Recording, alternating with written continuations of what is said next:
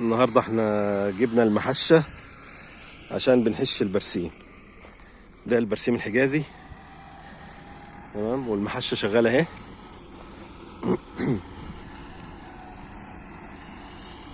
طبعا احنا في الصيف والبرسيم بيبدأ يزهر في الصيف، تمام، بيبدأ في الصيف يطلع الزهرة دي.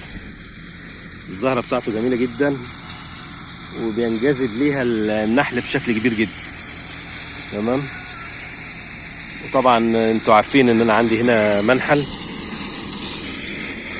ومن السنة اللي فاتت يعني المنحل موجود، وبصراحة هو اتطور بشكل جيد جدا لان هنا المرعى متوفر، تمام. حتى احنا ممكن في حشرات اهي بتيجي على الزهر، في حشرات بتيجي على الزهر اهوت، بس مش عارف فيه نحل هنشوفه دلوقتي ولا ايه. والجو حلو النهارده. الاربع ايام اللي فاتوا كان فيه عواصف، كانت صعبه جدا، لكن الجو النهارده جميل، لا هو حر جامد ولا هو ايه برد. فممكن نشوف النحل، يعني ممكن نشوف النحل يجي هنا على الزهور دي، انا كتير بشوفه يعني.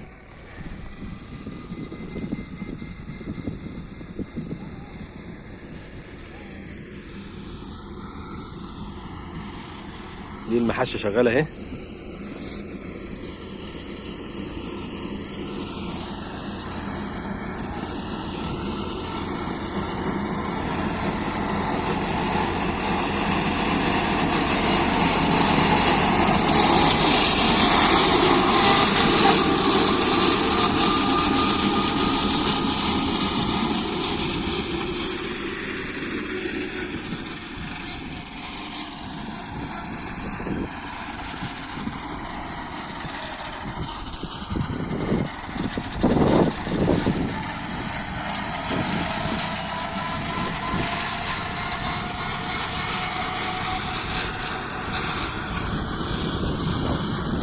المحشة دي 10/10،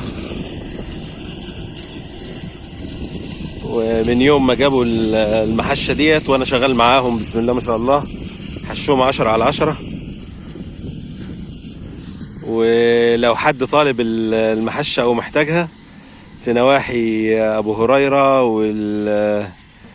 والزراعة وكل المناطق اللي حوالين ابو هريرة، زراعة 14، زراعة 10، الكفاح 17، 13، كل المناطق اللي حوالينا ديت، اللي حوالين لغاية الإرسال اللي حوالين أبو هريرة، المحشة مستعدة تروح أي مكان من الأماكن دي. طريق الخير، الطريق الدولي الجديد، ده كله جنبنا هنا، تمام.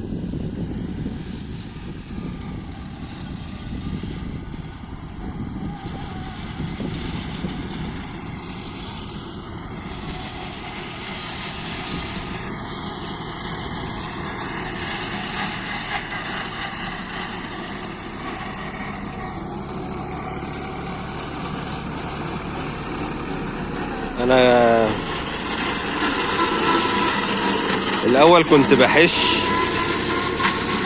بحش الاول واكبس، يجي مكبس يكبس البرسيم ويطلع على الشونة ويتاخد بقى، ياخدوه بقى للتصدير. لكن بقالي فترة بحش وببيعه اخضر على طول، يشتروه اخضر على طول، بيبقى ارخص شوية عن المكبوس. بس الميزة ان انا بكون فضيت ارضي بسرعة وفوقت الزرع اللي طالع من تحت، وارتحت انا من اللم، لان طبعا مطلوب منك ان انت تلم ده كله.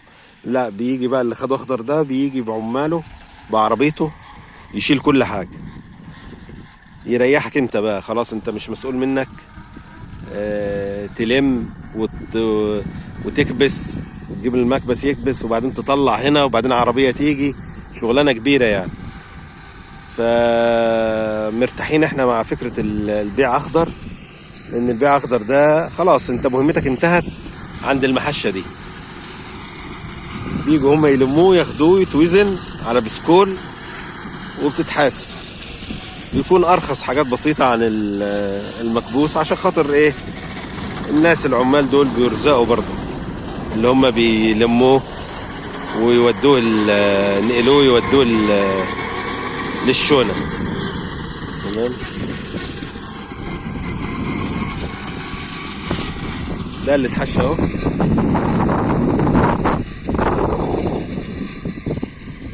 ده المحشوش اهوت. تمام. وده اللي شغال بيتحشى دلوقتي.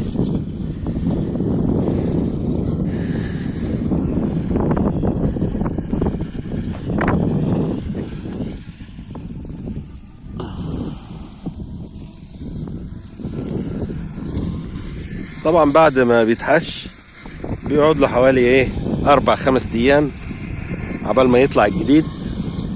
العقر بتاع البرسيم تبدأ يطلع كدوة تحت. لما تطلع كده يعني في حدود مثلا 10 سنتي ولا 15 سنتي، تقريبا بيكون حوالي تقريبا حوالي 3-4 ايام في الصيف يعني. لكن في الشتاء ممكن يحتاج اسبوع واحيانا اكتر كمان، حسب الجو اللي عندك، حسب الجو وحسب التربه. حسب نوع التربه اللي فيها بيبقى فيها سنه طراوه كده بتطلع البرسيم على طول. التربه لو ناشفه بيغيب، لانه طبعا فيها طراوه، دي بتبقى غذاء. بيبقى غذاء بيغذي البرسيم فبيطلع بسرعة.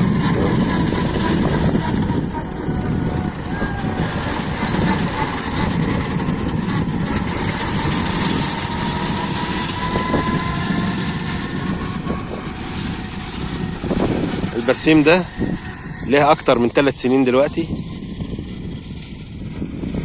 وشغال الحمد لله اهوت. طول ما انت بتعتني بيه وتديله السماد بتاعه خلاص هي زرعة احيانا بتوصل ل7 سنين واحيانا 10 كمان. مش بيجبرك على حرتها وزرعة جديدة الا لو الارض قلبت بشكل جامد وفيها تنفيخ، وده طبعا لان ارض جديدة. فلو قلبت جامد قوي وما انتش عارف ترويها خلاص، بتضطر بقى يا اما تجيب في الاماكن الواطيه تجيب كام نقله بالقلاب تحطها في الاماكن المنخفضه، وتحاول ان انت تروي تاني وربنا يسهل ويطلع، او ترقع الحتت اللي هي ما طلعتش. طبعا هو بيبقى بيلف في نص التربيعه كده وبيسيب الداير ده، بيرجع ياخد الداير ده مره تانية ان شاء الله. هتشوفوا دلوقتي يلف بالعكس بقى، يبدأ يلف بالعكس وياخد الداير اللي بره ده.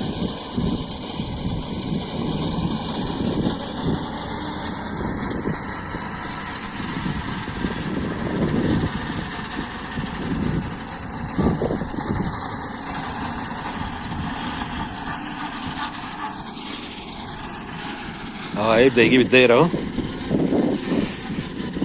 طبعا انا ببعد لان احيانا بيبقى فيه زلط.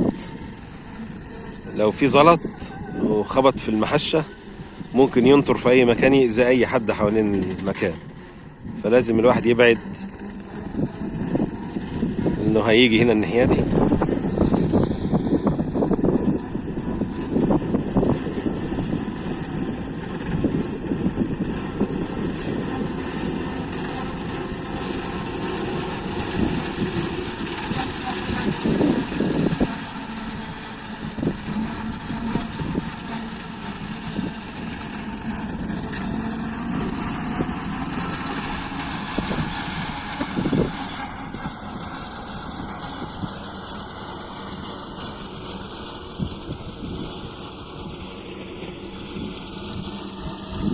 ادي الدايرة اهو.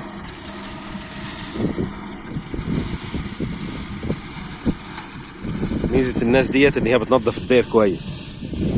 المحشة ديت هكتب رقم تليفون المحشة في التفاصيل في صندوق الوصف، تمام، او التفاصيل. عشان انا متأكد ان هي هتعجب ناس كتير، والتواصل مع الرقم اللي هي الارقام بتاعتها اللي هتكون مكتوبة ان شاء الله في التفاصيل. يلا والسلام عليكم ورحمة الله وبركاته.